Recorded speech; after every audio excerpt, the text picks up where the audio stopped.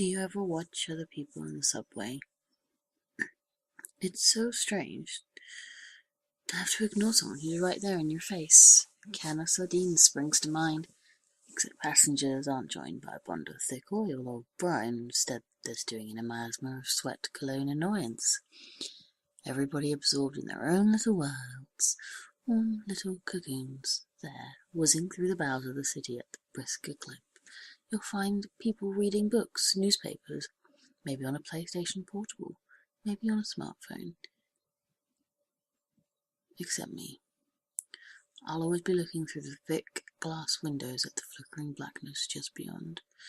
Sometimes late at night, I hope I'll get on the same train once more, so I can see it all again.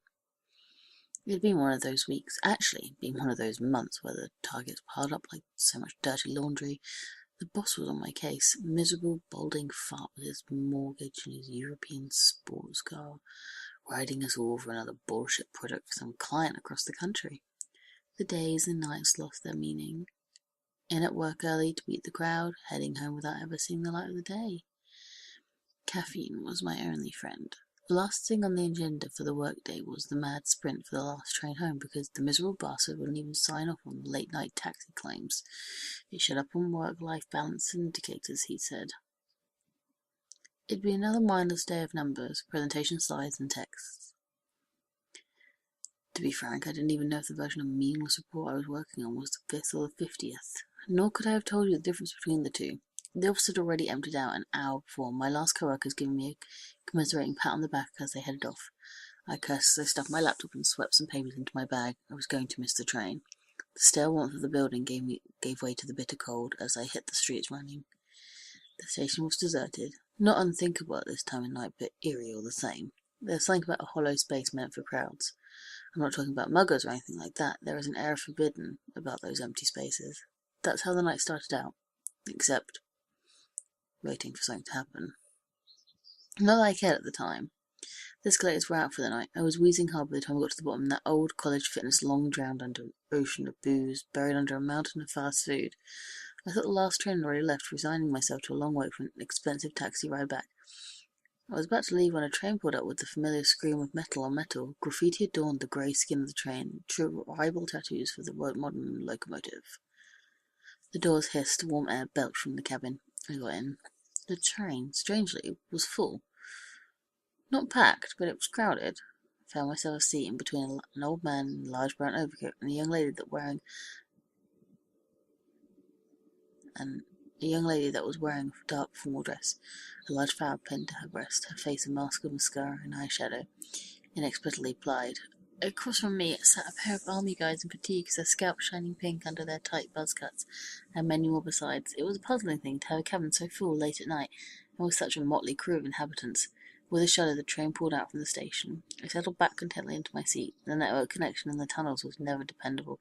I had to find another way to entertain myself on the ride home. The noise from the screech of the rails and the rush of the outside seemed muted. Instead, the cabin was filled with a soft susurrus, the hushed tones of a crowd in a theatre, expectant but subdued. The cabin felt colder than it should have been. Was the heating out again? It couldn't be. I was certain the cabin was warmer than the platform a second ago, yet now it felt like I was back outside in the howling cold. I tugged my jacket a little tighter. I looked at the hodgepodge of strange individuals in the cabin. Everybody seemed out of place. Why would there be a gaggle of high school kids, obviously inebriated this late at night? Or the wayfish girl that was wearing what seemed to be a school uniform? I shifted uncomfortably on the sculpted plastic seat. Not a single mobile phone or any other electronic device in sight.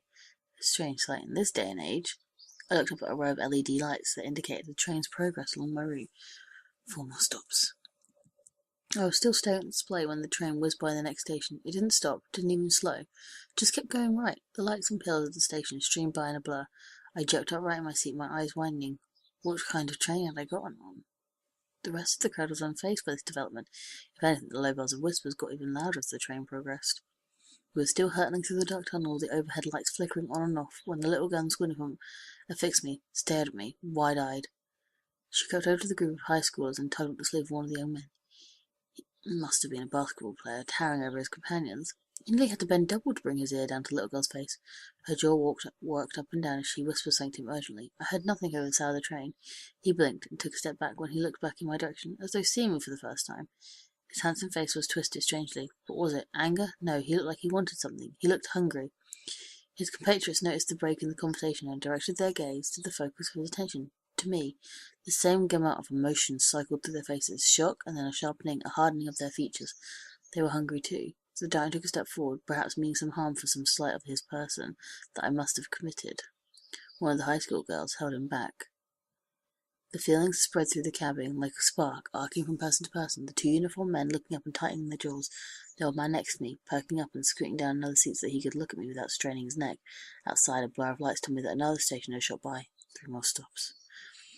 I shrank back in my seat, the tendons straining at the surface of my hands as I clutched at my bag protectively, as though that stupid gesture, grabbing onto my work, the focus of my life, would ground me and take me from this nightmare.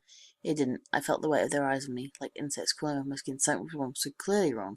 This strange crowd, so different, yet each of them was wearing that naked need on their faces. Don't mind them, they're just jealous of you, the young lady by my side. Her voice was soft and mellifluous. Don't spare back and don't talk to them. I tried to look at my erstwhile companion. What were they jealous of? I just wanted to catch the last train home. It's the last train home for all of us too, she smiled. She was very pale, very beautiful. But not all of them want to be here, and looking at you going home tonight makes them so very unhappy. Where'd they all come from? Was there a convention? A meeting? I cast my eyes around the cabin again, but was stopped halfway by her strong fingers on my chin. Her fingers were icy cold, and she turned my head around to face her. Everywhere, all around. Most of them didn't want to be here, except me, maybe. I've had enough of where I was. I miss my parents. I haven't seen them in such a long time. It took a while for me to gather enough courage to go look for them. She paused, suddenly penitent of what she'd said. You're not meant to be here, you know. You're on the wrong train. This isn't your ride. Outside the window, another station went by. My eyes flicked back to the board with all the little lights. 2 stops to go home. The whispering in the cabin had started up again, louder than before, but still muffled by the sounds of the rail and the rushing air outside. They were talking about me. The atmosphere grew oppressive. The attention of the crowd felt like a rock on my chest, a vice. My breathing grew laboured, each inhalation a struggle. I wheezed. My companion sensed my discomfort. I wish I could help, she said sadly. It'll stop when we get to the end of the line, I suppose. Her eyes lit up at the thought.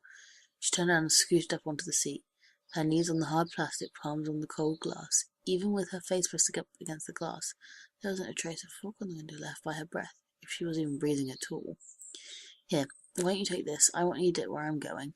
She fumbled at her dress, detached the white flower, and pressed it into my hands. The sweet smell of the lily took my attention away from the pain in my chest. We're here. She was quivering with excitement as the train began to slow. I looked up at the board overhead. All the lights on the map had gone out. Where were we? She cut my chin in her hand. It was only then, with her arm so close to my face, that I saw the network of fine white lines that crisscrossed her forearms. She caught the flick of my eyes towards her arm. She shrugged, sheepish. Practice makes perfect, she said. She frowned, suddenly serious again. The stop is for the rest of us. You can't join us. You have to stay here. She leaned forward quickly and gave me a kiss on my cheek. Her cold lips burned like an ice cube. The people in the cabin quickly turned their attention to the approaching platform. I felt the weight on my chest ease. The whispering grew to a crescendo as they pointed and chatted excitedly. The platform drew closer, and what a sight it was. I didn't recognize the tiles or the posters. I must have taken this train 1,000 times. I could have closed my eyes and named every station in order, and that the time between stations if I wanted to. And yet I was lost. There was nothing on the platform that helped in any way. No signs, no directions. What the platform had was people, a milling sea of heads and faces, all expectant, all eagerly waiting. When the doors opened, it let in the roar of the crowd outside, shouts, shrieks, and yells. And tears, so many tears. The passengers burst out of the train, throwing themselves into the waiting sea of people. I saw one of the army boys embracing an older gentleman, also dressed in military fatigues. None of that new age stuff that pixelated camouflage. That was old school, with big green and brown blotches. The resemblance between the two was clear. They parted, the younger man introducing his father to his compatriot. The older man hugged him as tightly as he'd hugged his own son earlier. The group of teenagers whooped and leapt as they pushed through the crowd, seeking some new adventure for the night. I caught a last glimpse of the blonde locks of the basketball player as they vanished around a corner. The old man that was sitting by me had found an elegant-looking lady in her 30s. Her light sundress looked out of place with the biting cold of winter. Had I mistaken the man for someone else? I looked again, and it wasn't the old man anymore, but the young couple laughing in the prime of their lives. No, it was the same coat, and his features, lined with the jealous greed scant moments ago, were now lit with fierce joy. Just as the train hissed shut, I saw the girl that next to me on the train. She was in tears with her arms around a well-dressed couple. She waved at me as the train pulled out of the station. I waved back. My legs shook as I got off the train at my stop. The platform was reassuringly deserted. I watched as the train screeched into the distant darkness of the tunnel. I gently touched the numb spot on my cheek where the girl kissed me. My fingers came away wet. I didn't even remember the tears falling. My nose was suddenly assaulted by a rich, thick greenhouse scent, decaying plant matter. I fished out the leaf in my coat pocket where the strange girl had left it. The pristine white petals were dry to the point of crumbling and speckled black with rot. I let it fall from my fingers and watched it bounce on the station floor. It sat there like an unmelting snowflake on the pocketed grey concrete. I stared at it a long time before I began the long trek home.